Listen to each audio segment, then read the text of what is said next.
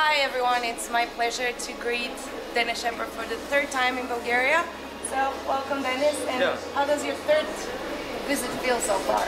It's amazing. Every time I come here I feel the warmth of the people and the hospitality, and I just love to come back every time. And you've played for Cosmo before, that's your second time, but right now it's a new location. It's a much more intimate club. What are your expectations for tonight? I hope it will be crowded, the people will feel my music and we'll just go nuts. I mean, it's not the typical DJ set I'm playing, the typical Dennis Sheperd DJ set, but I hope people will really appreciate it, and because it's a different kind of music that I throw in and stuff like that. But I think it will go fine and people will appreciate it. So I'm really looking forward, I'm excited, I'm a little bit nervous to be honest, but yeah. Yeah, talking about that, you're not going to play a typical set because you're actually going to play for 7 hours today, which is, as far as I know, it's your second time in your career that you played for that long. You played last year in Berlin for 9 hours. 8 hours. 8 hours. So, how do you prepare for a set like that? It's very different to usual sets, because in usual sets you tend to play, of course, you like your own biggest hits and stuff like that, and you know which productions work with the crowd at the peak time. But with such a long set, you have to, like, first of all you have to like cut the set into different pieces.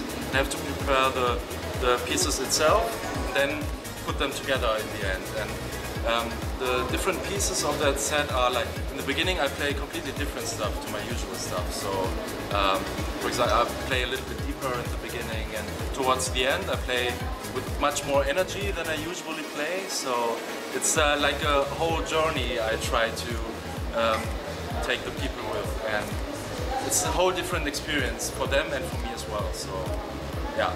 Maybe it's a little bit too early to ask still, but which sets do you prefer? Do you prefer like a longer journey, or do you prefer the big time, getting the crowd really going and jumping for 2 hours straight? Well, it's a different kind of experience, to be honest. It's both really nice, but of course when you play like 7 hours you won't have like people going nuts all the time. I mean, it's not possible. But then again, it's so much fun to like build the energy level and build the structure of the set and stuff like that. So this is something that is really nice and which I really enjoy. So, but I can't say which one I would prefer. So yeah. Maybe later on when you have more experience with the longer set. Yeah. And what about genre-wise? I mean, 7 hours you can literally play everything that you want. Yeah. Are you focused on one specific type of sound, or are you going to experiment and go overboard with different styles maybe? Yeah, for sure. Usually I play like that progressive trance kind of stuff, but today it will be like everything. Not even in the trance genre, it will be even outside the trance genre in the beginning. And yeah, I mean, I will try to surprise people. Even, I mean, people will see that interview afterwards anyway, so not before, so I can already tell a little bit about the set. So I will even do like something that will, in between the whole set, which will surprise people. It will be a little bit more techno-ish, I think. And yeah. We will see how it goes. I mean, it all depends on the flow and stuff, but yeah, I'm really excited. And talking about genres, we are in a period where the electronic dance music is kind of mixed. You can't really differentiate the different styles nowadays, because every single style is taking something from the other style. Do you support that direction that the music is taking right now, or do you prefer how it used to be before? Like you have the pure trance, you have the pure house, you have the pure techno. No, I think I prefer how it is nowadays, because it's like the artistic freedom, you know? Everyone should be able and free to take whatever he wants into his own productions and mix it, and it's good. I think it's because the music has to develop. It can't stay the same for years and years. It has to develop, and yeah, I like it. How do you feel about people who are so, I'm not going to say narrow-minded because maybe it sounds a little bit rude, but people who are, okay, this is not trance, I don't like it. Do you think like maybe genres in websites like Beatport or something that affect the people's decisions and so on? Yeah, for sure. I know those people, I'm not one of them. What I try to do with those people is to like widen their horizons, so to show them that it's not all about 140 BPM trance. There are like other kinds of music styles that are as amazing as uplifting trance with 140 BPM, and it's not only like the music thing. It's also like if people are that close-minded with music, they are also close-minded with the other stuff in their life, and try to widen their horizons.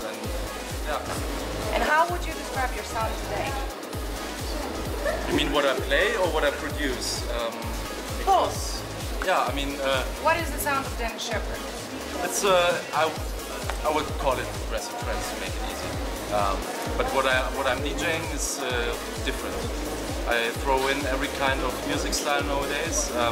I started to love uplifting again a lot. I think that the uplifting scene today is like blowing off again, like blowing up again. It's there's so many really good newcomers, like Photographer, for example, Will Atkinson. They blow me away. Their productions are so good, and this is why I started to play more uplifting again. There was a certain time in which I didn't play any uplifting, but nowadays I love to play it out again. So I play all kinds of. Even I start sometimes with progressive house. I don't care actually. It's not about the music styles. It's about the music itself. And going back a few years, Fallen Angel with Anna Criado was the biggest boom of your career. Maybe it's how you got really started. And now you just did a follow-up with her. And however, the sound of both tracks are really different. How did you come up with this new sound for this new follow-up of Fallen Angel? The thing is, I had to like free my mind before working on that collaboration again, because you know, if you do a follow-up to such a big hit, you always have in mind to like do that big thing again, like producing a big hit again. But it's a sort of pressure. Yeah, it's a sort of pressure, and there's like you try to keep it in the same style and stuff like that, but that like limits you artistically, and it's not good. So I just let it flow, and yeah, that was the result. Honestly, it wasn't as huge as Fallen Angel. Everywhere it wasn't as huge, but I'm still completely self-conscious about it and proud about it, and I'm that's totally the most important thing. Yeah, that's the most important thing. Yeah. And talking about Fallen Angel, you've worked on this collab with Cold Blue as well, and you've done a lot of collabs with Cold Blue, including your newest single with Chess, Runaway. And how did you two meet, and how did you decide to work together, and how come you worked so often together? How did you even get in contact? I think I did like a remix contest in 2006 or 7 in a music producer forum called Vengeance Music, and he was one of the entries, and we just came in contact through that, and from that point on we started to work together. Even before Dennis Sheperd, I had another alias called Sky Sheperd, and it was he did a remix for me, I did a remix for him. We released that track on the Charm Music, and from that point on we started to work together, and until now I think I would even say he's the only one and the only guy I always work with. With the other guys I do like a one-time thing and that's it, but with him we always come back and have like new ideas and try to do new things and stuff. We actually both work really different, but I think that's what it's about, because we both give the productions different things, and I think that's right. Exactly. And do you work remotely, or do you meet up somewhere? We don't meet up often. He has been only once in my studio, so usually we work over the internet, and it works even better for us, I think, because we are both like people that are better in working alone. actually. Yeah. And how did you come up with the idea of Runaway? I mean, Jess is quite a legendary singer in the scene, and I must say the track is really beautiful. So you have three big talents in one place. How does it work? It was actually a bit complicated because everyone has his expectations, and to get all these expectations into one track is quite different because one person likes this, the other person likes that, but in the end it all worked out, and because we are all like, Jess is absolutely amazing. She's so down to earth. She's so humble and so nice via email, and it was easy to work with her actually. So yeah, first of all, Tobias came up with that melody idea. Of course, Tobias Code Blue is just a melody genius. He's pure genius when it comes to melodies. And I had that feeling that this melody could need some vocals, and had the idea to ask Jess, and was completely fine with it. And it all started with me writing an email to Arnie, who is the A&R manager at Black Hole, telling him about my big dream, working with Jess, and if he could hook us up and stuff like that. And it worked out. He just asked her and she was up for it. So it was really easy. No management involved at all. That's great. Yeah. That's the easiest way, I guess. Yeah. And you played big festivals, like the State of Trance, obviously, last year in Bulgaria. And then you've played smaller clubs, like Tonight's Club, for example. Yeah. Which ones do you prefer? Do you prefer small club nights? Do you prefer big festivals? Or what are the pros and cons of each? I think I would even prefer intimate club gigs, to be honest, because you have that like immediate feedback from the crowd. You know, if you play something wrong, you immediately know, and if you play like a really huge track, you also get to know very easily. And I like that, like people shaking your hands and all that kind of stuff, and talking, trying to tell you how amazing it is. You see it in the faces. They are just like 2 meters away, and with a like festival, of course it's amazing. You have like that adrenaline rush when you're standing in front of like 5,000 people or something like that. But it's like the feedback is not that immediate, and yeah, I mean it's both things are great, but in the end I would decide for the club gig, for the intimate club gig. Okay, and we all know the story of how you hooked up with DJing and your story in Moscow and the reaction of the crowd and everything, but what actually hooked you up on production? Well, it's a funny story. In 2004, my uncle produced a track with EJ, which is like an amateur software where you have like blocks, putting them together, and that is a song. Okay. That's it. And it sounded, for me, it sounded so professional, and I was impressed by that, and yeah. Started to work with that software as well. It's like only 90 euros or something like that. I invested that money, and then I entered an online community and shared my stuff, and they all liked it. And after 9 months, I started to produce with Reason. That's how I got into it, and it just evolved and developed from that point. Because if I start something, I do it properly. Yeah, that's it. That's the whole point. If you're not going to do it properly, why doing it in the first place? Yeah, exactly. What are your big musical influences? It doesn't have to be electronic music. It could be even rock music or anything. I would even say, well, I get my inspiration from music for sure, but it's always like, I don't have like a particular artist, but one thing I would like to say is that life in general really inspires me. I've said that in a few other interviews already. When I'm feeling bad, actually, I produce the best tracks. It's kind of weird, but at the same time, it makes sense because you try to like put your feelings into a track and get rid of them, of that bad feelings and stuff like that, and it really works well for me. So I think life in general is what inspires me the most with music production. And what do you think is the most important part of a track? And which part do you like to work the most? What's the part that you focus the most on a track? If I answer honestly, everyone will call me technical geek from now on, because for me the mixing is really important. Of course, you can't say the mixing, it's not only the mixing. Of course it's melodies and stuff like that, and structure. But the mixing, if the mixing is shit, I don't want to play out the track in the club because I know it just sounds shit and doesn't impress people, because if the bass drum, for example, it doesn't really come through. It doesn't make sense to play the track because it's all about the bass drum. You have to feel the music. And so for me, yeah. So for me, sometimes I get the idea in 1 or 2 days, because the faster you do that idea, the better. But the mixing sometimes takes like a week, because I'm such a perfectionist when it comes to that kind of stuff. And yeah, try to like enhance 11 kilohertz at that track and put down 200 hertz at that track, and on the mastering channel I put that and that and that. So yeah, I'm just testing all the time.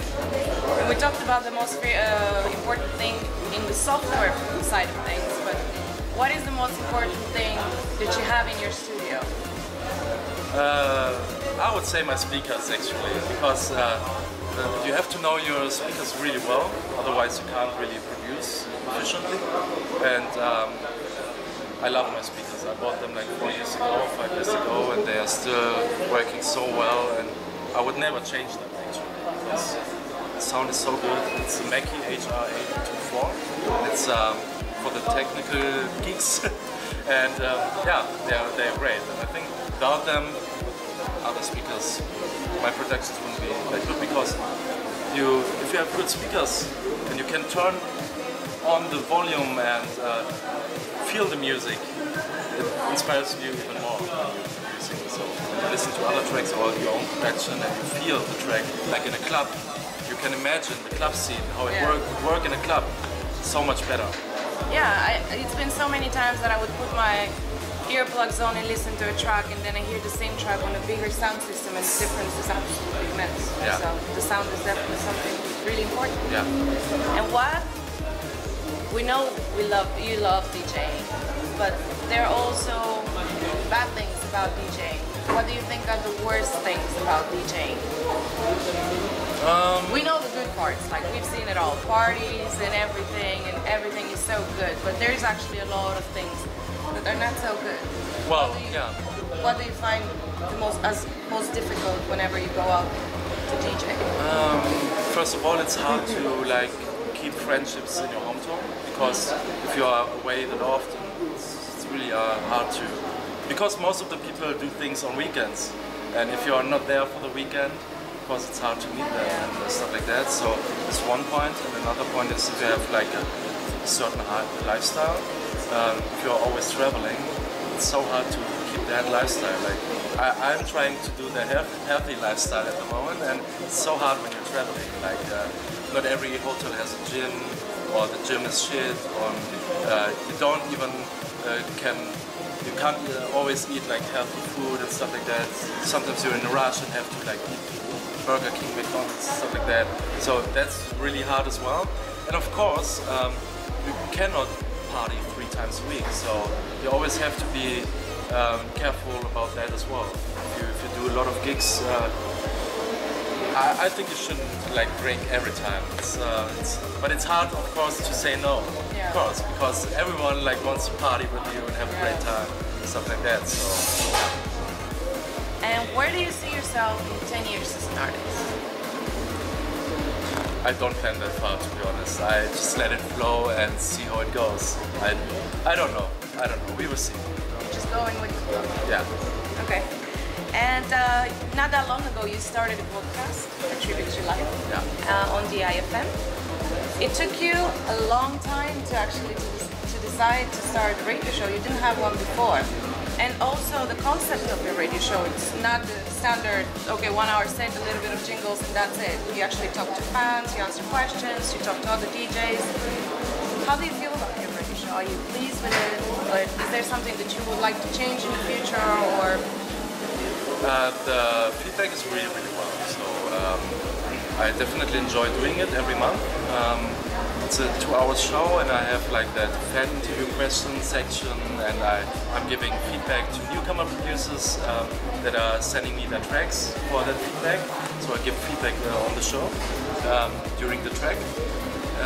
I do like think outside the box section where I play like drum and bass or something like that. And yeah, I feel great about the show, and the feedback is good. So yeah, why did it take so long? I did like a few other things, like I had that MPFS Records radio show on DIFM before, then I had Euphonic Presents. It was never like my own radio show. I always shared it with Cressida. But I wanted to be like free to decide what sections I want to put in, and wanted to interact more with the fans, and this is why I decided to do a Tribute to Life. And also because I wanted to have like a possibility to showcase the tracks of my future label. So like you said, you're starting your own label as well.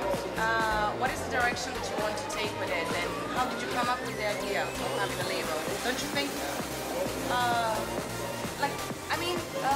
everyone basically started hosting their own labels. Do you think that's going to oversaturate the scene? Or? No, I think it's good actually, because it gives people more artistic freedom. Because I felt a bit like put into like waters, you know, with the labels, because they had a specific sound that I wanted to fit in, but they told me change this, change that. But I don't want that. I want to release the music I feel is great, not what the A&R manager of a certain label feels is great.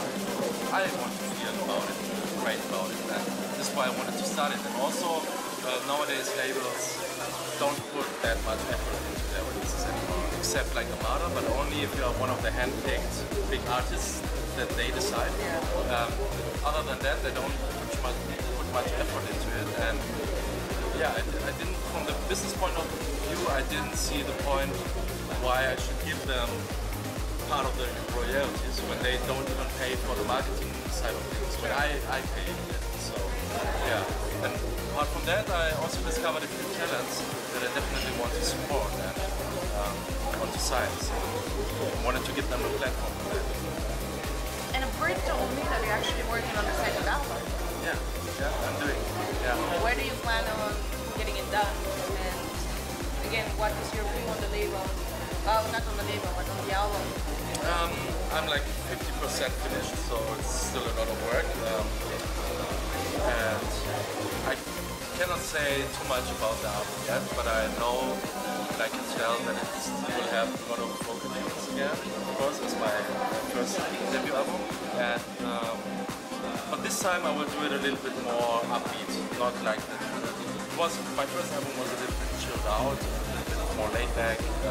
This time it will definitely be a bit more upbeat, because I think it reflects more what I'm playing out and what I'm releasing as single tracks as well. So I think it fits a little bit more better to me. And also, people told me, for example, when you listen to that in the car, they want to get like, like energy from it. So there were a few tracks of that in the first album. For the second album, it will be more club oriented. Yeah. And last but not least, is there anything else that you want to say to your fans? Well, I'm just happy that I'm here. I love Bulgarian people. I love the hospitality. It's so nice to see all those faces again. And yeah, I think I'm as excited as you are for the gig. And yeah, I come here every time again. I love it. I might even come here for holidays in the future. So yeah. Well, you're family now, so you're always welcome. Yeah, here. thank you. Thank you. I hope you enjoyed the interview. We covered quite a lot of subjects, and it's my pleasure to have a chat with him and share all these things with you, and I hope you really, really enjoyed it. Bye.